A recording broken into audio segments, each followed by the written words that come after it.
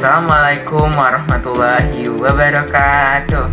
Halo semuanya, perkenalkan nama saya Fahri Arista dengan NPM 2042378. Nah teman-teman, pada video pembelajaran kali ini saya akan membahas materi tentang tema 3 makanan sehat, subtema 1 bagaimana tubuh manusia mengelola makanan. Mari kita belajar sama-sama. Yuk kita mulai. Sebelum kita memasuki materi, Bapak akan membacakan tujuan pembelajaran kita pada pagi hari ini. Adapun tujuan pembelajaran kita pada pagi hari ini, yang pertama, siswa dapat menjelaskan proses pencernaan makanan di dalam tubuh manusia, mulai dari mulut hingga ke anus, serta memahami fungsi masing-masing organ pencernaan. Yang kedua, siswa mampu menyebutkan dan menggambarkan organ-organ pencernaan manusia seperti mulut, kerongkongan, lambung, usus halus, usus besar, hati, dan pankreas beserta fungsinya. Yang ketiga, siswa memahami pentingnya makanan bergizi untuk menjaga kesehatan sistem pencernaan, serta mengenal dampak makanan tidak sehat terhadap pencernaan.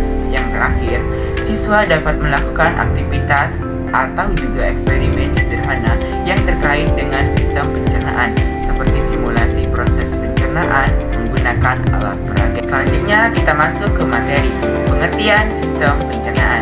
Sistem pencernaan adalah kumpulan organ juga struktur yang bekerja bersama untuk memproses makanan, menyerap nutrisi, serta mengeluarkan zat sisa dari tubuh. Proses ini dimulai dari mulut, di mana makanan dikunyah dan bercampur dengan enzim dalam air liur, lalu dilanjutkan ke kerongkongan, lambung, usus halus, serta usus besar. Lanjut ke materi, yaitu tentang pencernaan manusia. Yang pertama ada mulut. Mulut tempat pertama masuknya makanan untuk membantu proses pencernaan mekanis dan juga kimia. Yang kedua yaitu ada kerongkongan. Saluran yang menghubungkan mulut dengan lambung mendorong makanan melalui gerakan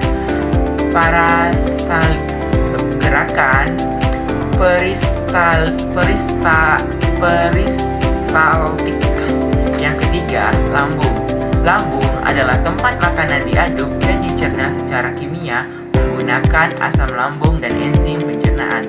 Yang keempat itu ada usus halus. Nah, usus halus terdiri dari 3 bagian. Ada duodenum, jejunum, dan ileum.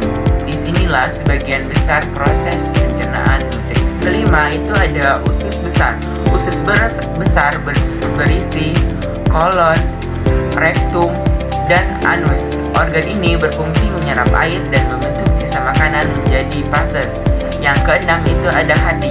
Hati adalah tempat menghasilkan empedu dan untuk membantu pencernaan lemak dan dalam tubuh. Yang ketujuh, kantong empedu. Penyimpanan empedu yang diproduksi oleh hati dan melepaskannya ke usus halus saat diperlukan. Yang terakhir itu ada pankreas, menghasilkan enzim pencernaan, amilase, lipase, protase dalam hormon insulin untuk mengatur gula darah. Lanjut ke materi, yaitu tentang pengertian mulut. Mulut adalah bagian awal dari saluran pencernaan pada manusia dan hewan yang berfungsi untuk mengunyah makanan, berbicara, serta juga berbagai tempat masuknya udara saat bernapas. Nah, di mulut ini ada gigi. Fungsi gigi berfungsi sebagai struktur keras dalam mulut yang digunakan untuk memotong, mencabik, dan mengunyah makanan. Dan selanjutnya itu ada lidah. Lidah berfungsi sebagai organ otot yang fleksibel, berperan dalam mengecap rasa, membantu mengunyah, dan menelan makanan. Selanjutnya itu ada kerongkongan. Pengertian kerongkongan. Kerongkongan adalah sebuah bagian dari saluran pencernaan yang berbentuk tabung panjang dan berfungsi sebagai penghubung antar organ paring atau tenggorokan dengan lambung. Nah, di dalam kerongkongan itu ada fungsi lapisan otot, yaitu terdiri dari otot rangka di bagian atas dan otot polos di bagian bawah untuk mendukung gerakan peristaltik. Yang kedua itu ada fungsi mukosa. Nah, sebuah lapisan paling dalam yang melindungi dinding dari sebuah tulisan dari makanan. Selanjutnya itu ada lambung. Pengertian dari lambung adalah organ berbentuk kantung yang merupakan bagian dari sistem pencernaan manusia. Lambung berfungsi sebagai tempat mencerna makanan secara mekanik dan juga secara kimiawi. Nah, di lambung ini terdapat dua organ lagi, yaitu tentang pundus dan pylorus. Pondus berfungsi sebagai tempat penyimpanan udara atau juga gas yang tertelan bersama makanan. Fungsi pyrolus berfungsi sebagai untuk mengatur aliran cime dari lambung ke usus halus melalui stringfor pylorus. Selanjutnya ada usus halus.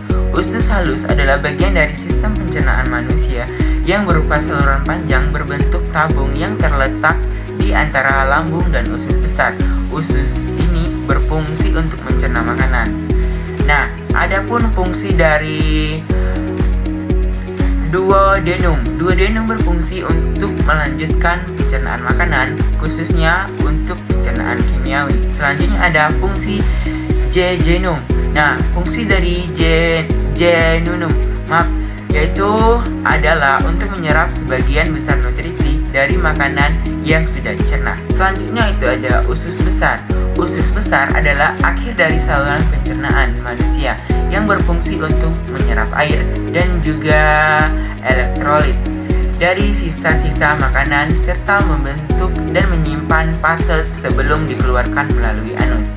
Adapun fungsi kolon. Kolon berfungsi untuk menyerap air dan garam dari sisa makanan serta membantu proses pembentukan fases. Selanjutnya itu ada fungsi rektum. Rektum berfungsi sebagai tempat penyimpanan sementara fases sebelum dikeluarkan melalui anus. Ini adalah kesimpulan materi kita pada hari ini, yaitu sistem pencernaan manusia merupakan rangkaian organ yang bekerja secara terkoordinasi untuk mencerna makanan, menyerap nutrisi, dan membuang sisa zat yang tidak diperlukan oleh tubuh. Proses ini dimulai dari mulut, dilanjutkan ke kerongkongan, lambung, usus halus, usus besar hingga ke anus dengan bantuan enzim dan cairan pencernaan. Nah, teman-teman, itulah tadi penjelasan dari Bapak Fahri Arista. Bapak harap kalian semua bisa mendengar dan menyimak dan memahami materi ini dengan baik. Semoga kalian bisa menerapkan materi ini di kehidupan kita sehari-hari. Bagaimana cara memilih makanan yang bergizi supaya pencernaan kita tidak sakit dan tubuh kita bisa sehat selalu. Nah, sekian materi yang bisa Bapak sampaikan. Bapak ucapkan terima kasih atas partisipasi kita pada pagi hari ini dan semoga terus semangat untuk belajar ke depannya. Bapak akhiri. Wassalamualaikum warahmatullahi wabarakatuh.